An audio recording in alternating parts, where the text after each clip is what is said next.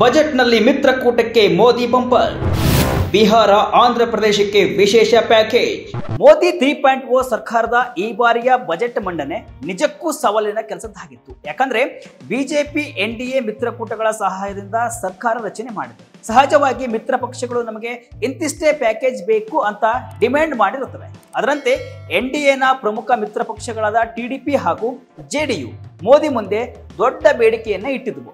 ಬಜೆಟ್ನಲ್ಲಿ ನಮಗೆ ವಿಶೇಷ ಪ್ಯಾಕೇಜ್ ಬೇಕೇ ಬೇಕು ಅಂತ ಪಟ್ಟು ಹಿಡಿದಿದ್ವು. ಅದರಂತೆ ಪ್ರಧಾನಿ ಮೋದಿ ಅವರು ಜೆಡಿಯು ಪ್ರತಿನಿಧಿಸುವ ಬಿಹಾರ ಹಾಗೂ ಟಿಡಿಪಿ ಆಡಳಿತ ಇರುವ ಆಂಧ್ರ ಪ್ರದೇಶಕ್ಕೆ ಭರಪೂರ ಕೊಡುಗೆಯನ್ನ ಕೊಟ್ಟಿದ್ದಾರೆ.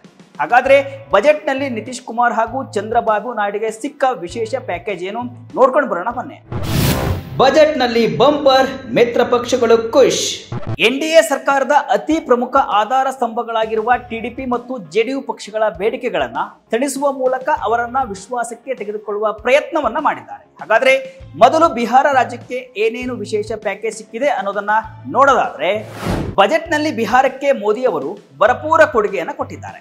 ಬಿಹಾರ ರಾಜ್ಯದ ರಸ್ತೆಗಳ ಅಭಿವೃದ್ಧಿಗೆ ಬರೋಬ್ಬರಿ 26,000 ಕೋಟಿ ಅನುದಾನವನ್ನ ನೀಡಿದ್ದಾರೆ. ಹೊಸ ವಿಮಾನ ನಿಲ್ದಾಣಗಳು, ವೈದ್ಯಕೀಯ ಸೌಲಭ್ಯಗಳು ಮತ್ತು ಕ್ರೀಡಾ ಸೌಕರ್ಯಗಳನ್ನು ಒದಗಿಸಲಾಗುವುದು. ಪ್ರವಾಹ ತಡೆಯಲು 11,000 ಕೋಟಿ ರೂಪಾಯಿನ ಮೀಸಲಿಡಲಾಗಿದೆ. ಜೊತೆಗೆ ದೊಡ್ಡ ರಸ್ತೆಗಳ ಅಭಿವೃದ್ಧಿಗೆ ಹೆಚ್ಚು ಒತ್ತು ನೀಡುವುದರ ಜೊತೆಗೆ ಬಕ್ಸರ್ ಬಾಗಲ್ಪುರ್ ಎಕ್ಸ್ಪ್ರೆಸ್ ವೇ ನಿರ್ಮಾಣ, ಪಾಟ್ನಾ ಪೂರ್ಣ ಎಕ್ಸ್ಪ್ರೆಸ್ ವೇ ನಿರ್ಮಾಣ, ದರ್ಬಾಂಗ್ ರಸ್ತೆ ಸಂಪರ್ಕದ ಅಭಿವೃದ್ಧಿಗೆ ಹೆಚ್ಚು ಒತ್ತು, ಬೋಧ್ಗಯ ರಾಜ್ಗರಿ ವೈಶಾಲಿ ರಸ್ತೆ ಸಂಪರ್ಕವನ್ನ ಅಭಿವೃದ್ಧಿಪಡಿಸಲಾಗುವುದು ಅಂತ ಹೇಳಿದ್ದಾರೆ. ಇದಿಷ್ಟೇ ಅಲ್ಲ, ಬಕ್ಸರ್ನಲ್ಲಿ ಗಂಗಾ ನದಿಗೆ ಅಡ್ಡಲಾಗಿ 2 ಲೇನ್ ಸೇತುವೆಯನ್ನ 26,000 ಕೋಟಿ ರೂಪಾಯಿ ವೆಚ್ಚದಲ್ಲಿ ನಿರ್ಮಿಸಲಾಗುವುದು.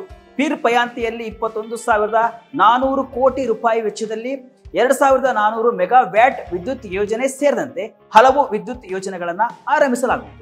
ಬೋಧ್ಗಯದಲ್ಲಿ ಮಹಾಬೋಧಿ ದೇವಸ್ಥಾನ ಕಾರಿಡಾರ್ ಮೂಲಕ ಪ್ರವಾಸೋದ್ಯಮದ ಅಭಿವೃದ್ಧಿಗೆ ಅವಕಾಶ ನೀಡಲಾಗುವುದು. ನಳಂದವನ್ನ ವಿಶ್ವ ದರ್ಜೆಯ ಪ್ರವಾಸಿ ತಾಣವನ್ನಾಗಿ ಅಭಿವೃದ್ಧಿಪಡಿಸಲು ನೆರವು ನೀಡಲಾಗುವುದು. ಈ ಮೂಲಕ ನಳಂದವನ್ನ ಪ್ರವಾಸೋದ್ಯಮ ಹಬ್ ಆಗಿ ಪರಿವರ್ತಿಸಲಾಗುವುದು. ಪ್ರವಾಸೋದ್ಯಮ ಅಭಿವೃದ್ಧಿಗಾಗಿ ಗಯಾದಲ್ಲಿ ವಿಷ್ಣುಪಥ ದೇಗುಲ ನಿರ್ಮಾಣ ಮಾಡಲಾಗುವುದು. ಇದಿಷ್ಟು ಬಿಹಾರಕ್ಕೆ ಸಿಕ್ಕ ಕೊಡುಗೆ. ಇನ್ನು ಆಂಧ್ರ ಪ್ರದೇಶಕ್ಕೆ ಸಿಕ್ಕ ಕೊಡುಗೆ ಏನು ಅನ್ನೋದನ್ನ ನೋಡೋದಾದ್ರೆ, ಆಂಧ್ರ ಪ್ರದೇಶಕ್ಕೆ ವಿಶೇಷ ಆರ್ಥಿಕ ನೆರವನ್ನ ನಿರ್ಮಲಾ ಸೀತಾರಾಮನ್ ಘೋಷಣೆ ಮಾಡಿದ್ದಾರೆ. ಆಂಧ್ರ ಪ್ರದೇಶದ ಸಿಎಂ ಚಂದ್ರಬಾಬು ನಾಯ್ಡು ನೇತೃತ್ವದ ಸರ್ಕಾರ ವಿಶೇಷ ರಾಜ್ಯ ಸ್ಥಾನಮಾನಕ್ಕೆ ಬೇಡಿಕೆ ಇಟ್ಟಿತ್ತು.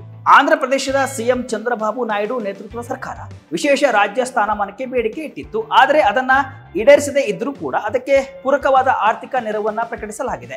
ಆಂಧ್ರ ಪ್ರದೇಶದ ಮರು ಸಂಘಟನಾ ಕಾಯ್ದೆಯ ಭರವಸೆಗಳನ್ನ ಈಡೇರಿಸಲಾಗುವುದು ಅಂತ ನಿರ್ಮಲಾ ಸೀತಾರಾಮನ್ ತಿಳಿಸಿದ್ರು. ಹೊಸ ರಾಜಧಾನಿಯ ನಿರ್ಮಾಣಕ್ಕಾಗಿ ಕಾಯ್ದೆಯಡಿ 15,000 ಕೋಟಿ ರೂಪಾಯಿ ಅನುದಾನವನ್ನ ಪ್ರಸಕ್ತ ಹಣಕಾಸು ವರ್ಷದಲ್ಲಿ ಬಿಡುಗಡೆ ಮಾಡಲಾಗುವುದು. ಮುಂಬರುವ ವರ್ಷಗಳಲ್ಲಿ ಹೆಚ್ಚುವರಿ ಅನುದಾನ ಬಿಡುಗಡೆ ಮಾಡಲಾಗುತ್ತೆ ಅಂತ ಭರವಸೆಯನ್ನು ನೀಡಿದ್ದಾರೆ. ಬಹುಪಕ್ಷೀಯ ಸಂಸ್ಥೆಗಳ ಮೂಲಕ ವಿಶೇಷ ಆರ್ಥಿಕ ಬೆಂಬಲ ಒದಗಿಸಲಾಗುವುದು.